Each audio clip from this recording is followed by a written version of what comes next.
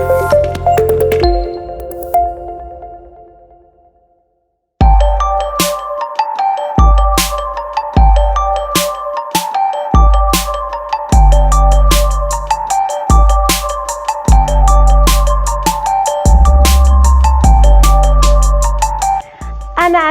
harus tetap semangat di rumah. Sebelum pembelajaran kita mulai, mari kita bernyanyi bersama. Di sini senang, di sana senang, di mana-mana hatiku senang. Di rumah senang, di sekolah senang, di mana-mana hatiku senang. Ya, mari kita belajar bersama channel For Good Sejang. Assalamualaikum warahmatullahi wabarakatuh. Selamat pagi anak-anakku. Apa kabarnya hari ini? Semoga anak-anak dalam keadaan sehat. Masih ditemani oleh ibu di sini.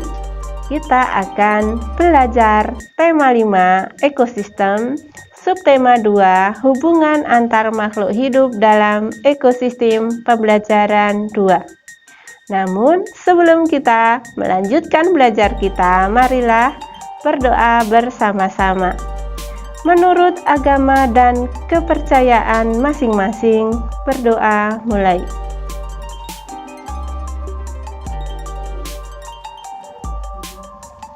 Selesai. Tujuan pembelajaran yang akan kita capai hari ini adalah 1. Setelah mengamati gambar, peserta didik mampu menentukan peran setiap komponen dalam rantai makanan dengan tepat.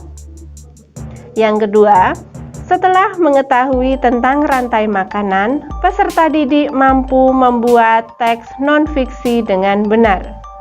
Yang ketiga, setelah mengamati gambar tari, peserta didik mampu menyebutkan properti tari yang digunakan dengan tepat. Anak-anakku yang hebat, apakah sarapan pagimu hari ini? Adakah di antara kalian yang sarapan dengan telur ayam? Lezat bukan? Salah satu manfaat sarapan adalah memberikan energi bagi kita untuk beraktivitas di hari itu. Telur merupakan salah satu makanan yang berprotein yang sangat berguna bagi kesehatan tubuh kita. Tahukah kalian, berasal dari manakah telur yang kalian makan saat sarapan? Dari manakah kita mendapatkan telur ayam? Coba diskusikan dengan orang tua kalian di rumah. Kalian tentu tahu bahwa ayam menghasilkan telur yang bermanfaat bagi manusia. Ketika kita memakan telur ayam saat sarapan, kita mendapatkan energi dari telur ayam tersebut. Lalu, dari manakah ayam mendapatkan energi untuk menghasilkan telur? Coba diskusikan kembali bersama orang tua kalian. Anak-anakku, ibu akan memberikan lembar kerja yang pertama. 1. Apa yang dimaksud dengan aliran energi pada sebuah rantai makanan? 2. Adakah hubungan antara rantai makanan dengan aliran energi? Jelaskan. 3. Jelaskan peran produsen penting dalam sebuah rantai makanan. Yang keempat, rantai makanan pada puncaknya disebut konsumen puncak.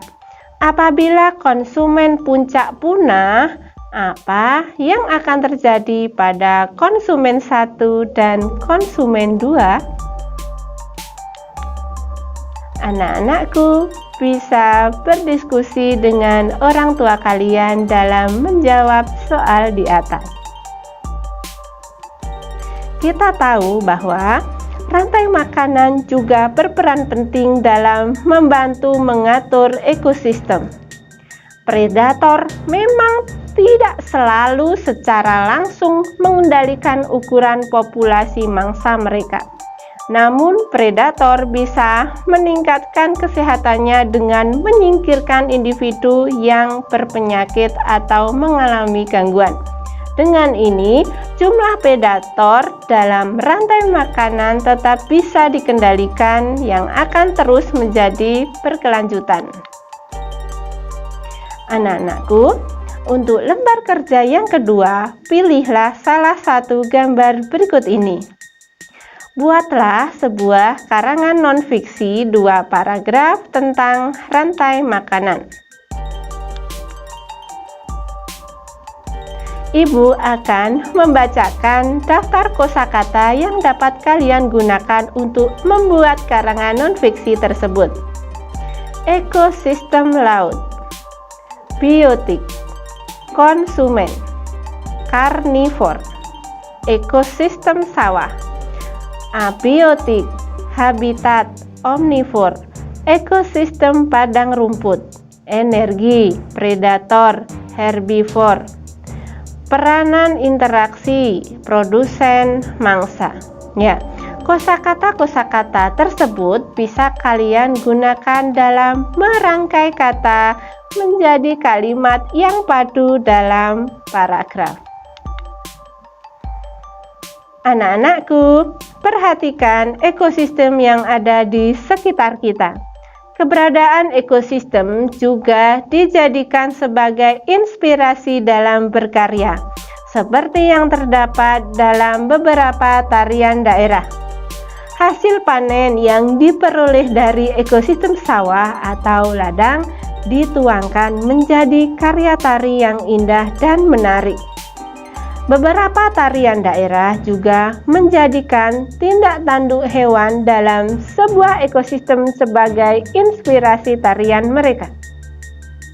Berikut adalah beberapa tarian daerah yang mengetengahkan tentang berkah Tuhan lewat ekosistem di sekitar.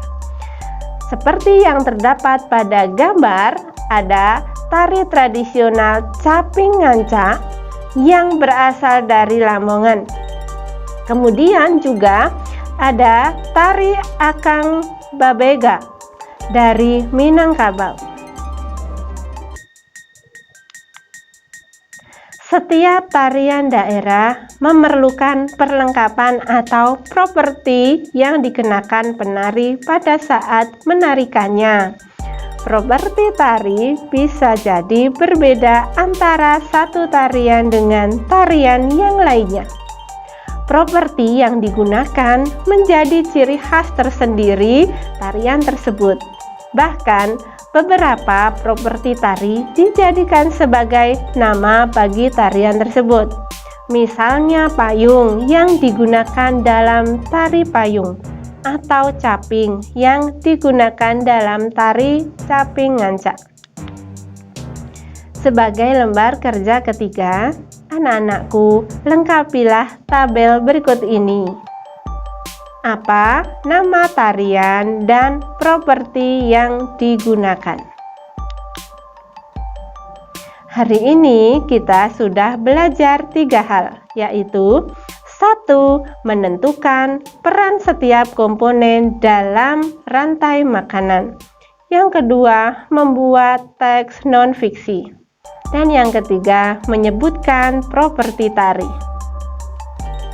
Anak-anakku yang hebat, tetaplah semangat belajar di rumah bersama orang tua kalian. Patuhi nasihat-nasihat orang tua dan laksanakan ibadah dengan sebaik-baiknya. Sampai jumpa di pembelajaran selanjutnya. Tetaplah setia pada channel For Good Secang. Dari Ibu cukup sekian. Wassalamualaikum warahmatullahi wabarakatuh.